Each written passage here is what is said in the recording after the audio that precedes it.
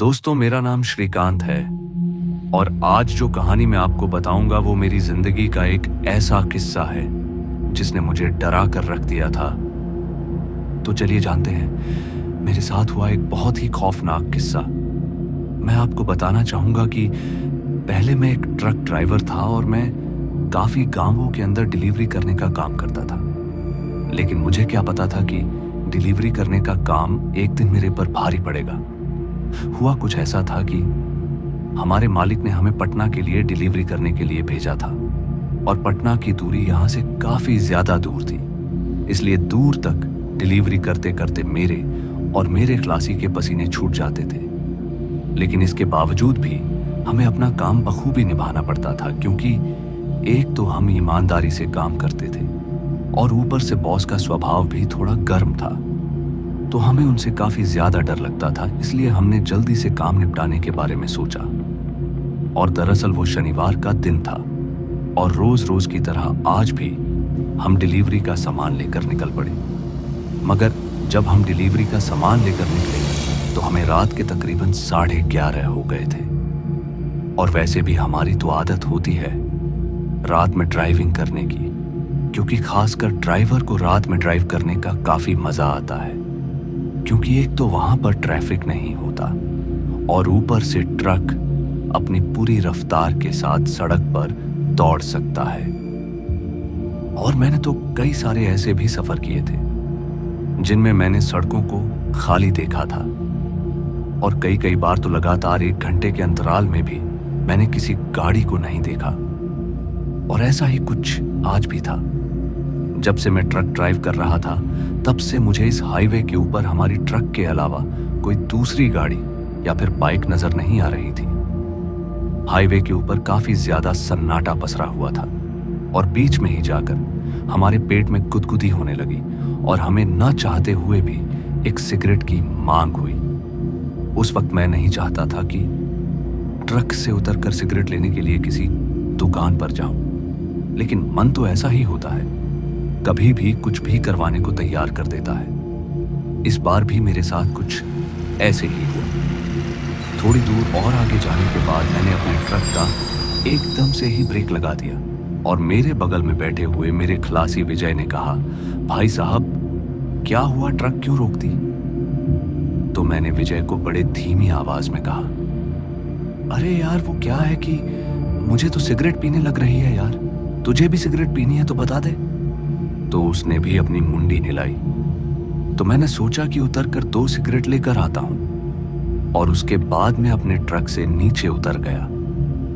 Truck से नीचे उतरने के बाद जब मैं उस राशन वाली दुकान के पास पहुंचा तो मैंने देखा कि उस दुकान के अंदर काफी बुढ़ा सा आदमी मुझे नजर आ रहा था, जिसके बाल सफेद थे और देखने में वह थोड़ा बुढ़ा ही लग रहा था।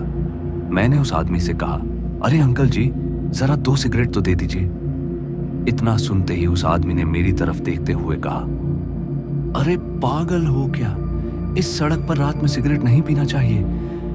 इतना सुनते मैं उस पर हंसते हुए बोला, क्या अंकल जी आप चिंता मत करिए, वह सब हमारा काम है कि हमें क्या करना है, बस जितना कह रहा हूं उतना करिए। मगर तब उस बूढ़े आदमी ने कहा, नहीं मेरे पास कोई सिगरेट की डिब्बी नहीं है। फिर मैंने हाथ से इशारा करते हुए कहा, अरे दादाजी आपने तो इतनी ज्यादा उम्र खा लिया है और इसके बावजूद भी झूठ बोल रहे हो। मेरी बात सुनकर तभी उस आदमी ने कहा कि सड़क के ऊपर सिगरेट नहीं पीनी चाहिए, और वो आदमी मुझे प्यार से समझाने लगा था। लेकिन मैं ठहरा, एक ट्रक ड्राइवर कहां इतनी जल्दी उसकी बातों में आने वाला था। और मैंने उस आदमी से कहा, देखो अंकल जी मुझे जल्दी से जल्दी सामान की डिलीवरी करनी है और मुझे लेट हो रहा है। इससे अच्छा कि आप जल्दी से मुझे सिगरेट की डिब्बी थमा दो ताकि मैं जल्दी निकल जाऊं। मगर वो आदमी नहीं माना। तो फिर उसके बाद मैं उस दुकान के अंदर पहुंच गया, क्योंकि उस बूढ़े आदमी ने सिगरेट देने से सख्त माना कर दिया था। और उसी वक्त मेरा दिमाग पूरी तरह से सटक गया था। मेरे दुकान के सामने का दरवाजा तो खुला हुआ था, तो मैं उस दुकान के अंदर गया। जाकर मैंने सिगरेट की डिब्बी को खुद ब खुद ही उठा लिया और पैसों को उस बूढ़े आदमी के सामने काउंटर के ऊपर रख दिया। अब जैसे मैं सिगरेट लेकर वहां से निकला तो उस बुढ़े आदमी ने पीछे से आवाज देते हुए कहा कि अगर अपनी जान की सलामती नहीं चाहते तो सिगरेट को जला लेना, और अगर अपनी जान की थोड़ी बहुत भी परवाह करते हो तो इस सिगरेट को यहीं पर फेंक देना। इतना सुनते ही मैंने उस आदमी की तरफ मुड़ा और कहा, चिंता मत करो दादाजी, मैं कई बार इस तरीके के सफर को अंजाम दे चुका हूं, मुझे किसी चीज से डर नहीं लगता। मेरी बात सुनकर पता नहीं क्यों लेकिन वह बुढ़ा सा आदमी मुझे एकटक घूरने लगा। उसके बाद मैंने उस आदमी पर ज्यादा ध्यान नहीं दिया और अपने ट्रक में आकर बैठ गया। और जैसे ही मैं ट्रक के अंदर आने लगा तो मेरे खलासी ने कहा, चलो साहब चलते हैं, वैसे भी आज बहुत ज्यादा लेट हो गया है, डिलीवरी करते करते तो हमें सुबह के 6 बज जाएंगे। खलासी की बात सुनकर मैंने फिर अपनी गर्दन हिलाई। उसके बाद ट्रक ड्राइविंग सीट पर जाकर बैठ गया। तभी मैंने देखा कि ड्राइविंग सीट के ऊपर कुछ घिरा हुआ था। देखने में वो किसी राख की तरह लग रहा था, मानो किसी ने वहां पर राख उड़ेल दी हो। लेकिन ऐसा कैसे हो सकता है? मैं तो सीट को एकदम साफ सुथरा रखता हूं और इसके ऊपर ये गंदी चीज किसने डाली होगी? तो मैंने अपने मोबाइल के टॉर्च से उस चीज को देखने की कोशिश की तो मुझे पता चला कि ये तो राख ही थी। लेकिन ये राख यहां कैसे आई? यही बात मेरी समझ से बाहर थी। और तभी मैंने अपने खलासी की तरफ देखते कहा, अरे यहां पर यह राख किसने डाली है? इतना सुनते ही विजय एकटक से मुझे देखने लगा और बोला, क्या बात कर रहे हो साहब, यहां राख को कौन डाल सकता है, वो भी हमारी ट्रक के अंदर? अब हम दोनों जने हैरान थे। फिर मैंने ज्यादा ध्यान नहीं दिया और अपनी जेब से रुमाल को निकालकर उस राख को दूसरी तरफ फेंक दिया और फिर ट्रक में बैठ गया। लेकिन जैसे मैं आराम से बैठा तो मुझे सड़क के बीच में कोई नजर आने लगा। ऐसा लग रहा था कि बस कुछ ही दूरी पर कोई बैठा हुआ है, लेकिन मेरी आंखें अब ठीक से उस चीज को देख ही नहीं पा रही थी। पता नहीं क्यों लेकिन अब मेरी आंख में एक अजीब सी जलन हो रही थी। फिर मैंने ट्रक के अंदर रखे हुए पानी की बोतल उठाई और अपनी आंख में पानी डालने लगा। मगर जैसे ही मैंने अपनी आंख में पानी डाला तो मुझे और भी ज्यादा तेज जलन महसूस होने लगी। और इस बार की जलन इतनी ज्यादा थी कि मेरी आंखों में दर्द होने लगा। तभी मेरे बगल में बैठे मेरे खलासी ने कहा, अरे उस्ताद जी क्या हुआ आपको, आप ठीक तो है ना? मैंने अपने खलासी की तरफ आंख दिखाते हुए बोला, अरे सुनो, तुम थोड़ी देर के लिए ट्रक ड्राइव कर लो, मेरी आंख में बहुत ज्यादा दर्द हो रहा है। और यह सुनकर खलासी अब ड्राइविंग सीट पर आ गया और मैं उसके बगल वाली सीट पर बैठ गया। लगभग 5 से 6 मिनट के बाद मेरी आंखें फिर से नॉर्मल होने लगी और उसके बाद मैं सिगरेट निकालकर सिगरेट पीने लगा। मगर मुझे क्या मालूम था कि सिगरेट पीने की मनोकामना मेरी जिंदगी की सबसे खतरनाक भूल बन जाएगी। जिस चीज को मैंने मजाक में लिया था वो चीज मेरी जिंदगी के लिए अब एक डरावना सफर के साथ साथ अब एक डरावना दौर भी बन जाएगा। उस वक्त मैंने सिगरेट जला तो ली थी, लेकिन उसके बाद जैसे मैं सिगरेट पीने लगा तो पता नहीं क्यों लेकिन उस सिगरेट की आग कुछ ज्यादा ही बढ़ने लगी थी और आग के उस ताप से मेरे पूरे चेहरे पर दर्द होने लगा। तभी मैंने वो सिगरेट अपने खलासी के हाथ में थमा दी और कहा, विजय एक घूंट लेकर तो देख, तेरा भी मोह जल रहा है क्या? तो उसने जैसे ही सिगरेट को पीने की कोशिश की तो उसके अंदर से एक अजीब सी बदबू आने लगी और वो बदबू इतनी तेज थी कि मेरी सांसें ऊपर नीचे होने लगी और मैंने विंडो को खोलकर उस सिगरेट को तुरंत ही बाहर फेंक दिया। तब जाकर हमें एक सुकून सा मिला, लेकिन हमें क्या पता था कि अब जो होना था वो तो हो चुका था, अब उसका अंजाम हमें भुगतना है। कुछ दूर आगे जाने के बाद हमारे ट्रक के अंदर अचानक खराबी सी होने लगी। ऐसा लग रहा था कि ट्रक अब झटका खाने के बाद रुकने वाला है और पहले से ही मुझे इस स्थान पर डर सा लग रहा था। जीवन में पहली बार मैंने डर को महसूस किया था, वरना मैंने इतने लंबे सफर किए थे और आज तक मैं किसी भी सफर के अंदर इस तरह से डरा नहीं था। लेकिन आज के इतने छोटे से सफर ने मेरे रोंगटे खड़े कर दिए थे। पता नहीं क्यों लेकिन ऐसा लग रहा था कि आज कुछ तो होने वाला है, क्योंकि आज जैसी एक्टिविटी को मैंने पहले कभी भी अनुभव नहीं किया था और जिस चीज का मुझे डर था वही हुआ।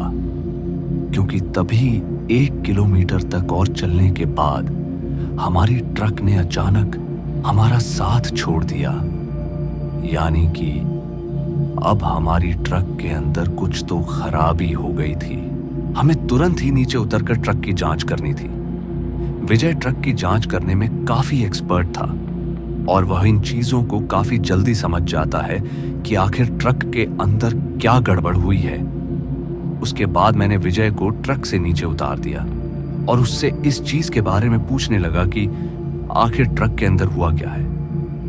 और जैसे ही वो ट्रक से नीचे उतरकर बोनट के पास पहुंचा तो उसने देखा कि ट्रक की बोनट के अंदर कोई वायर जल गई और वायर जलने के कारण ट्रक के अंदर आग सी लगने लगी थी।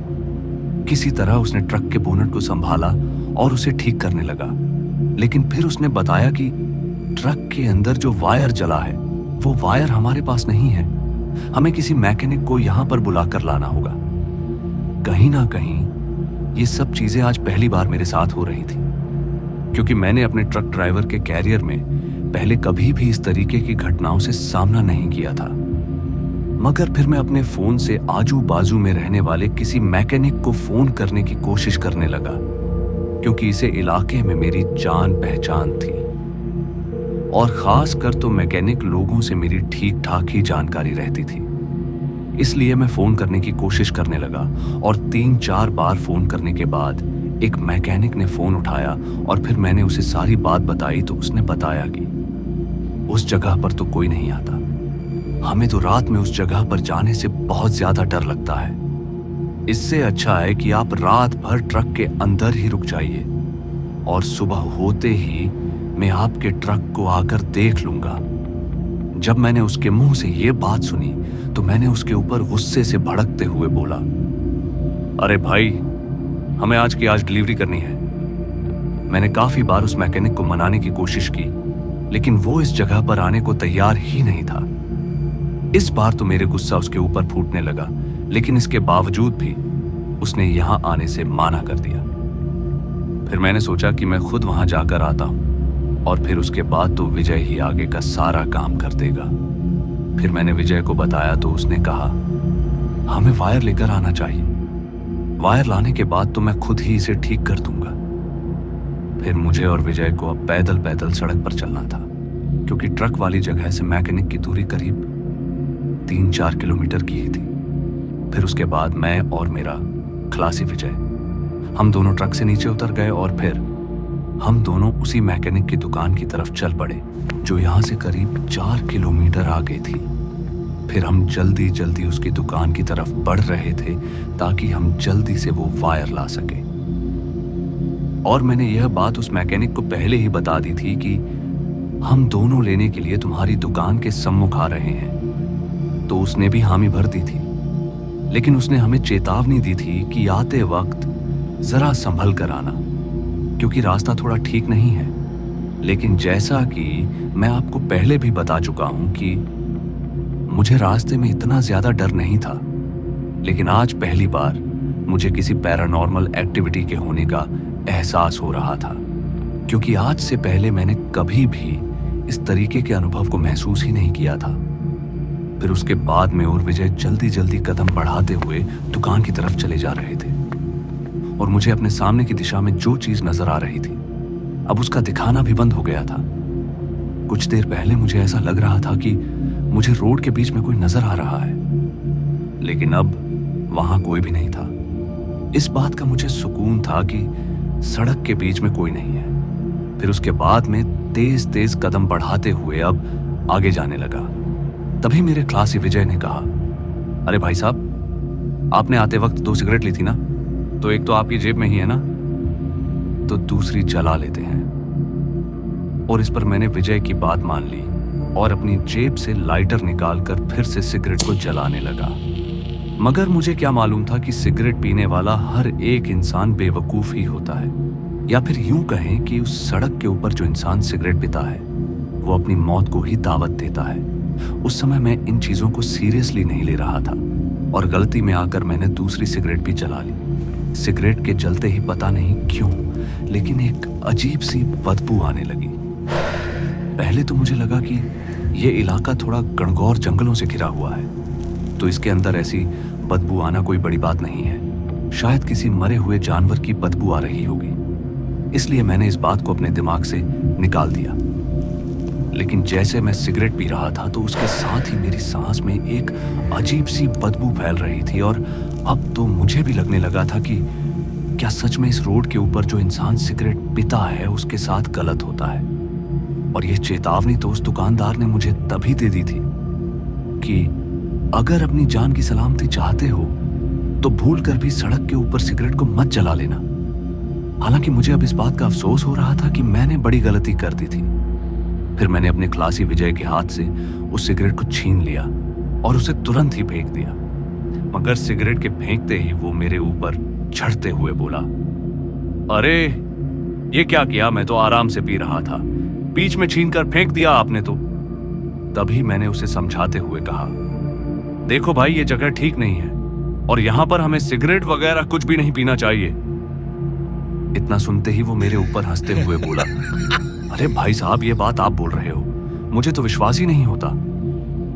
बस उसने इतना कहा ही था कि तभी हमें किसी चीज के टूटने की आवाज आई, और जैसे ही हम दोनों ने पीछे पलट कर देखा तो हमारे तो होश ही उड़ गए और मेरी तो आंखें फटी रह गई, क्योंकि मैंने देखा कि उस सड़क का जो बीच का हिस्सा था अब वो फट गया था। उसके अंदर एक लंबी चौड़ी दरार हो गई थी। ये देखकर तो मैं और मेरा खलासी हम दोनों ही चौंक गए थे। तभी विजय ने कहा, लगता है भाई साहब भूकंप आने वाला है, इसलिए हमें यहां से जल्दी से भागना होगा और किसी खाली जगह पर जाना होगा। उसने इतना कहा ही था कि तभी मुझे ऐसा लगने लगा कि कोई विशालकाय चीज है जो हमारे आसपास मंडरा रही है, या फिर यूं कहे कि उसके कदमों की आहट यहाँ की जमीन को हिला रही है। फिर जैसे ही मेरी नजर अपने बाएं तरफ पड़ने वाले पेड़ की तरफ गई तो मैंने देखा कि उस पेड़ की ऊंचाई के जितना एक लंबा सा जीव हमारी ओर आ रहा था। उसकी आकृति से ही हम बहुत ज्यादा भयभीत हो गए थे। तभी मैंने विजय को उस तरफ देखने को कहा तो वो भी बुरी तरह से डर गया। फिर विजय ने कहा कि हमें अपने ट्रक की ओर भागना चाहिए, लेकिन मैं इस बात को अच्छी तरह से जानता था कि हमें अपने ट्रक की तरफ भागने की बजाय हमें उस मैकेनिक के घर की तरफ भागना चाहिए, क्योंकि वो मैकेनिक हमारी सहायता कर सकता है, क्योंकि वो यहाँ की चीजों के बारे में काफी अच्छे से जानता है। जिस चीज को हम परख नहीं सकते वो उस चीज के बारे में भी अच्छी तरह समझता है, इसलिए हमें उसी तरफ जाना चाहिए। उसके बाद मैंने ऐसा ही किया और मैंने अपने कदमों को उस मैकेनिक के घर की तरफ मोड़ लिया और हम जल्दी जल्दी उसके घर की तरफ भागने लगे। लेकिन इससे पहले ही मेरे दोस्त विजय ने कहा, भाई मेरी सांस फूल रही है और अब मैं ज्यादा नहीं भाग सकता। दरअसल विजय का शरीर मेरे शरीर से काफी ज्यादा भारी था और उसके लिए बीच सड़क के ऊपर इस तरह से जल्दी जल्दी भाग पाना काफी ज्यादा मुश्किल था। अब विजय को वहां पर थमता देख मेरे कदम भी आगे नहीं जा रहे थे, क्योंकि मैं उसे भला इतनी बड़ी मुसीबत में अकेला कैसे छोड़ सकता था। फिर मैंने विजय को किसी तरह सहारा दिया और उसे पीछे से धक्का मारते हुए अपने साथ साथ भगाने लगा। हम दोनों ने एक बार भी फिर पीछे मुड़कर नहीं देखा कि पीछे की तरफ हो क्या रहा है। फिर कुछ देर और भागने के बाद अब मेरी भी सांसें फूल चुकी थी और मेरे दोस्त विजय की हालत तो बद से बदतर होने लगी थी और मेरी हालत भी इस कदर खराब हो चुकी थी कि अब मुझसे एक कदम भी आगे नहीं जा पा रहा था। उस वक्त मैं थक गया था तो मैंने अपने कदमों को वहीं थाम लिया और वहीं पर रुक गया। उसके बाद मैं और मेरा खलासी हम दोनों वहीं सड़क के किनारे बैठ गए, क्योंकि अब हमसे और भागा नहीं जा रहा था। तभी विजय ने कहा, भाई पीछे की तरफ तो कुछ नहीं है, अब हमें आराम से आगे जाना चाहिए। उसने इतना कहा ही था कि हम दोनों के चारों तरफ सिगरेट के जलने की बदबू आने लगी और वो बदबू इतनी ज्यादा भयानक थी कि हम धुआं के अंदर घुटने लगे। हमें ये बात समझ में नहीं आ रही थी कि अचानक ही इतना धुआं कहां से आ रहा है, क्योंकि हमारे चारों तरफ तो ऐसी कोई चीज ही नहीं थी जिसके अंदर से धुआं निकल सके। तभी मेरी नजर सड़क के सामने पड़ी तो मैंने देखा कि सपाट पड़ी उस सड़क के ऊपर कोई तो चीज गिरी हुई थी और उसके हर हिस्से से काला काला धुआं ही निकल रहा था। उस काले काले धुएं को निकलते हुए देखकर मेरी तो आंखें फटी की फटी रह गई थी। फिर उसके बाद में और मेरा खलासी उस चीज के एकदम करीब जाने लगे। फिर जैसे ही हम उसके करीब पहुंचे तो हमने देखा कि वो चीज वास्तव में वही था जो हमें कुछ देर पहले नजर आ रहा था, यानी कि वह काला काला बड़ा सा जीव जिसकी आकृति बहुत ज्यादा लंबी थी और उसके हर हिस्से से धुआं निकल रहा था और वो धुआं सिगरेट का धुआं था। उस वक्त हम दोनों को कुछ भी समझ में नहीं आ रहा था कि आखिर यहां पर चल क्या रहा है। खासकर जब हमने उसकी दशा देखी तो हमारे तो शरीर के हर रोम रोम के अंदर डर सा बस गया था। तभी मेरे खलासी विजय ने कहा, भाई साहब, हमें तो यहां से भागना होगा वरना ये चीज हमें अपने जैसा बना देगी। इतना सुनते ही मैंने अपने पैरों को पीछे की तरफ मोड़ दिया और फिर एक तेज गति के साथ फिर से वहां से भागने लगा। उसके बाद मैं और मेरा खलासी वहां से हम दोनों बहुत ही तेज गति से भागने लगे थे और किसी तरह हम दोनों भागते भागते उस मैकेनिक की दुकान के पास पहुंच गए। और जैसे हम उसकी दुकान के पास पहुंचे तो उस दुकान के पास पहुंचते ही मैंने उस मैकेनिक को आवाज लगाना शुरू कर दिया था, लेकिन वो अपने घर से बाहर नहीं आ रहा था। मुझे लगा कि शायद वो अपने घर से बाहर निकल नहीं रहा है, क्योंकि उसे लग रहा है कि शायद बाहर कोई अनजान आदमी है। इसलिए फिर मैंने उसे कॉल करके पूरी बात बताई तो फिर वो जल्दी से भागते हुए अपने घर से बाहर निकल गया। और उसके बाद जैसे ही वो अपने घर से बाहर निकला तो मैं उसे भला बुरा कहने लगा, क्योंकि मैं उससे पहले भी काफी अच्छी दोस्ती रखता था और दोस्ती में इस तरीके की बातों का होना एक आम बात है। फिर हम दोनों ने कुछ देर तक बातचीत की और फिर उसने बताया कि उसके घर पर हमारा रुकना उसके लिए भी खतरनाक हो सकता है, इसीलिए हमें इसी वक्त उसके घर से निकलना चाहिए। उस वक्त मुझे उसके ऊपर गुस्सा तो बहुत आया, क्योंकि उसने हमें बीच सफर में छोड़ दिया था। उसने हमें संकट के बादलों के नीचे छोड़ दिया था और खुद अपने घर में चला गया।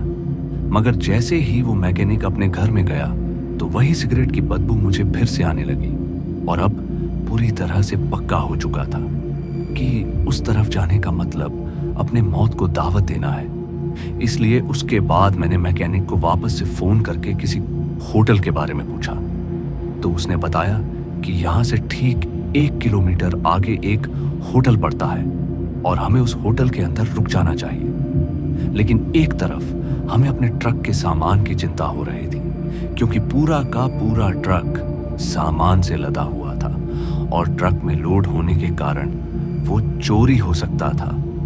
लेकिन दूसरी तरफ बात हमारी जान पर आ गई थी, तो हमें अपनी जान बचानी थी या फिर ट्रक के अंदर पड़ा हुआ उस सामान की रक्षा करनी थी। मगर मैंने तय किया कि अपने सामान को छोड़ देता हूं और अपनी जान बचाने के लिए होटल की तरफ जाता हूं। फिर मैंने ऐसा ही किया और हमने वहां से 1 किलोमीटर की दूरी और तय की और उस लंबी दूरी को तय करने के बाद हम उस होटल के पास पहुंचे। और उस होटल के पास पहुंचते ही मैंने वहां के मैनेजर से बात की तो उसने हमें एक रूम दिया और उस रात हमारी जान तो बच गई। लेकिन फिर मैंने इस घटना का जिक्र उसी होटल के एक कैंडिडेट से किया तो मुझे पता चला कि उस हाईवे के ऊपर ना जाने कितनी आत्मा भटकती है और खासकर तो उन सभी आत्माओं को सिगरेट जैसी चीज से नफरत होती है। कहते हैं कि वह आत्माएं काफी ज्यादा शुद्ध आत्मा है और उस रास्ते पर होने वाले गंदे कामों से सख्त नफरत करती है, यानी कि सब कुछ उस सिगरेट की वजह से हुआ था जो मैं घटक रहा था। लेकिन दोस्तों, उस काम के अंदर वो ट्रक ड्राइविंग का काम मेरा अंतिम काम था, क्योंकि उसके बाद मेरी तबीयत बिगड़ने लगी और धीरे धीरे मैंने उस काम को ही छोड़ दिया। अब मैं ड्राइविंग के काम से पूरी तरीके से बाहर हो चुका हूं और अब मैं कभी भी दोबारा ट्रक ड्राइवर के काम को करना ही नहीं चाहता। तो दोस्तों, आज की इस कहानी में बस इतना ही और मैं आपका दोस्त जल्द मिलूंगा एक ऐसी ही और डरावनी कहानी के साथ। धन्यवाद।